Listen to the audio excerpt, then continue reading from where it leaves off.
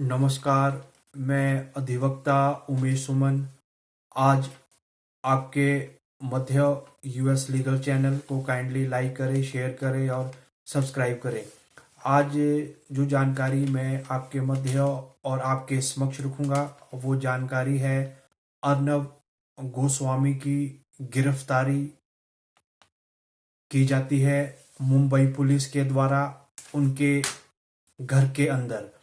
और उसके तहत जब उनकी गिरफ्तारी की जाती है उसका क्या उद्देश्य है और उसका क्या कारण रहा कि उन्हें गिरफ्तार किया जाता है। उन्हें गिरफ्तार इसलिए किया गया कि 2018 में एक केस हुआ था। उस केस में डिज़ाइनर जिन्होंने उनके ऑफिस का डिज़ाइन किया था या उसको क्रिएट किया था, या आप बोल सकते हैं उसे मैन्युफैक्चर किया था, या उसे एक सही तरीके से एक उसमें उनके ऑफिस में एक एक डिज़ाइनर की एक नई रूपरेखा दी थी। उसके उपरांत क्या होता है कि उन लोगों के द्वारा अवन्य नाइक और उनकी माता का सुसाइड हो जाता है, और उन्होंने सुसाइड नोट में अर्नब गोस्वामी को के बारे में लिखा कि मैंने ऑफिस को डिज़ाइन किया और डिज़ाइन होने के उपरांत मुझे वहाँ से कुछ राशि मिलनी थी और वो राशि मुझे आज तक नहीं मिल पाई। इसके उपरांत इन लोगों के द्वारा सुसाइड किया गया, अवन्या नाइक और उनकी माता के द्वारा। और ये स्थिति 2018 मई में हुई थी, और उसके उपरांत इसमें पुलिस के द्वारा क्लोजर रिपोर्ट बनाई गई थी और इस केस को वहीं ख़त्म कर गया था। और उसके उपरांत अभी क्या होता है कि अवन्य नाइक की बेटी के द्वारा और उनकी पत्नी के द्वारा से गृह मंत्री को चिट्ठी लिखकर कहा कि इस केस को दोबारा से ओपन किया जाए और मुझे और मेरी बेटी को मेरे पति के मरने के उपरांत कोई भी फैसला या कोई भी सज़ा उनके दोषियों को नहीं मिल पाई, और उसके उपरांत इस केस को दोबारा से ओपन किया जाए और एक इस केस में नया दृष्टिकोण और एक नया समन्वय सामने आए। और इसके उपरांत इसे महाराष्ट्र सरकार के द्वारा इस केस को दोबारा से ओपन किया गया, और इसी केस के उपरांत अर्नब गोस्वामी को गिरफ्तार किया जाता है, और गिरफ्तार होने के उपरांत उन्हें 14 दिन की न्यायिक हिरासत भी दी जाती है, और उनके वकीलों के द्वारा भी कचहरियों में एप्लीकेशन लगाई जाती है और हाई कोर्ट में भी एप्लीकेशन लगाई जाती है, और जिसका अभी दृष्टिकोण जो सामने आएगा वो दृष्टिकोण फ्राइडे को सामने आएगा। क्योंकि जो अभी अभी तक जो बात सामने आई और जो इस केस में अभी तक जो बात आपके दृष्टिकोण में आई वो बात यह आई है कि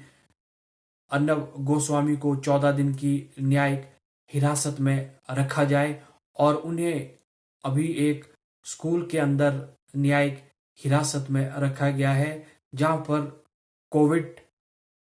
को ध्यान में रखते हुए उन्हें एक न्यायिक हिरासत का एक नया पेशकश की गई है। और उसके उपरांत इन्हें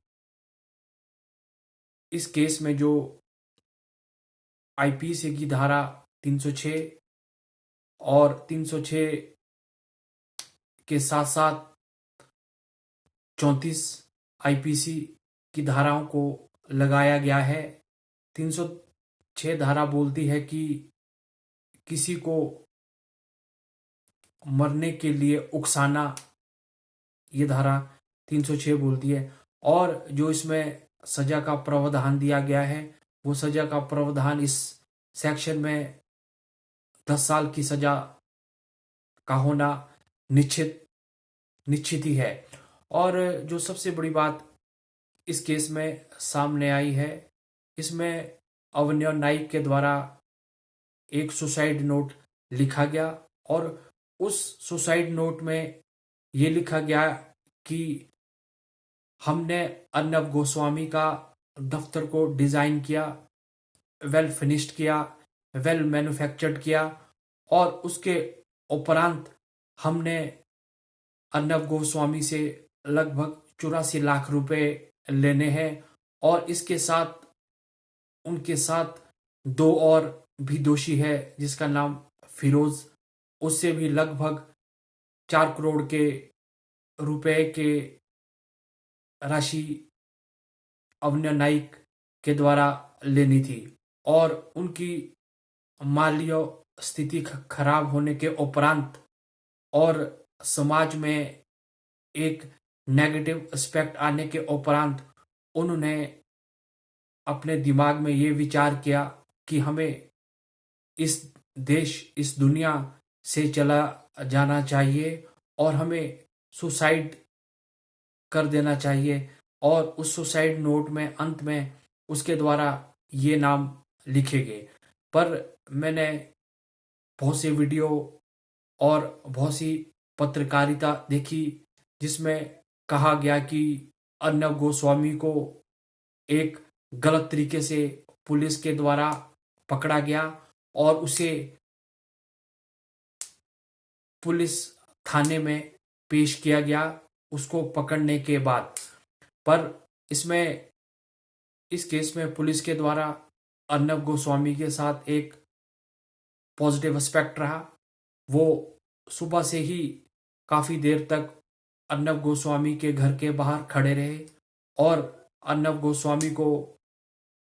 कहते रहे कि हमें अंदर आने दो और आप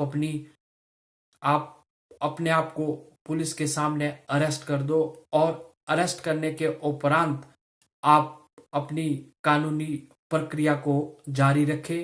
और आप एडवोकेट्स को हायर करें और निचली अदालत के साथ साथ हाई कोर्ट में भी आप एप्लीकेशन को दायर करें जहां से आपको जमानत मिल सके और जमानत मिलने के उपरांत आपका क्या दृष्टिकोण होगा। पर अर्नब गोस्वामी के एडवोकेट्स के द्वारा एप्लीकेशन दायर की गई, पर लेकिन उन्हें अभी 14 दिन की न्यायिक हिरासत दी गई है और इसके उपरांत अभी क्या क्या दृष्टिकोण होते हैं ये तो आगे आने वाले दिनों में ही पता लगेगा। पर जहां तक मेरा मानना है और मैंने भी अर्नब गोस्वामी की पत्रकारिता को देखा है, पर 2014 से पहले अर्नब गोस्वामी हमेशा से ही जो सत्ता में रही सरकार से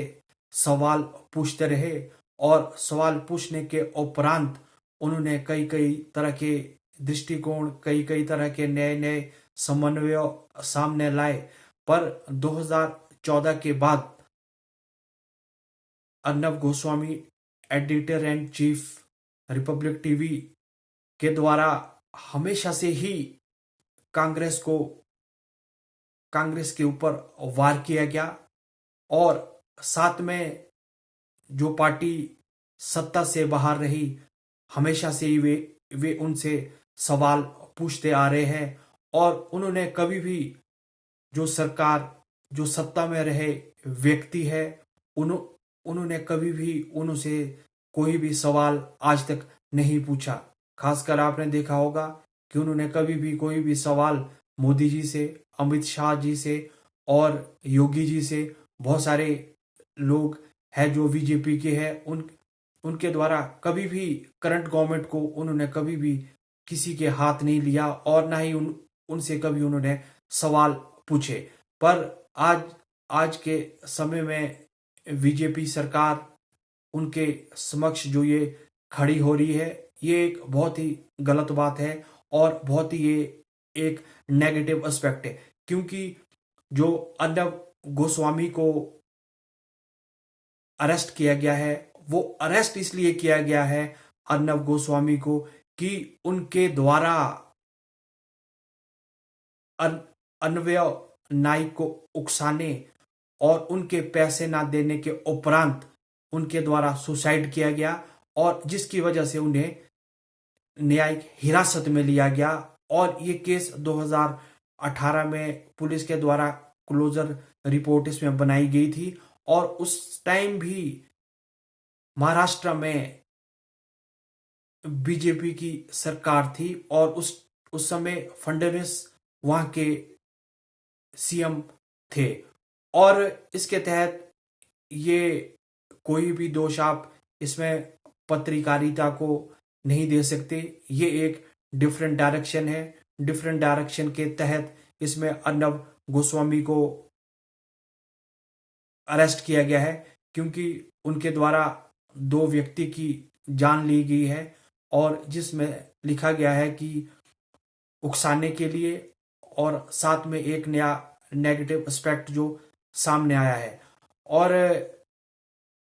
हम भी काफी दिनों से मीडिया को देख रहे हैं, चैनल्स को देख रहे हैं, लोग कह रहे हैं कि भी पत्रकार को इस समय इकट्ठा होना चाहिए और अर्नब गोस्वामी के लिए इकट्ठा होना चाहिए और खड़ा होना चाहिए। पर ऐसा मुझे ये लगता है कि ऐसा कुछ भी नहीं है कि भी हर व्यक्ति को अर्नब गोस्वामी के साथ खड़ा होना चाहिए, क्योंकि पत्रकारिता के तहत इसमें कोई भी ऐसा कार्य नहीं हुआ है। ये एक वो कार्य है जिसमें एक सुसाइड नोट लिखा गया है, और सुसाइड नोट में संक्षिप्त में